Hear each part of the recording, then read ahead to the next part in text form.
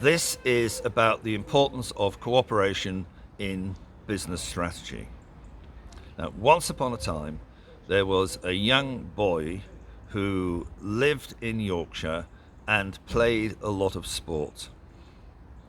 And eventually, this young boy went to university in Lancashire, and after university, he came to London, where he took a job. And he took a job with Watney Man Brewers, who were a West End brewery, for the sake of description, in London. Watney Man was owned by Maxwell Joseph of Grand Metropolitan, and Grand Metropolitan also owned an East End brewery called Truman. And at the time that this young boy, now young man, took a job, Maxwell Joseph was merging Watney Man with Truman to form Watney Man and Truman. Now, there was a little bit of a shock for this young man. During his sporting career, he had observed that if you wanted to win as a team in the team sports that he played, it required cooperation. But when he entered the adult world, he found anything but cooperation. And it may well have been exaggerated by the fact that there was a merger going on between an East End and West End brewery. But this merger was the beginning of the destruction of two famous brewers and their brands. So this lack of cooperation struck the young man.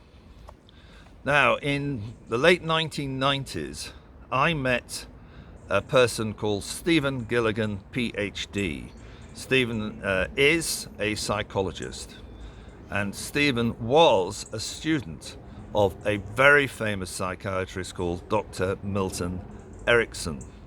Dr. Milton Erickson was renowned for his work in medical hypnosis and a particular approach.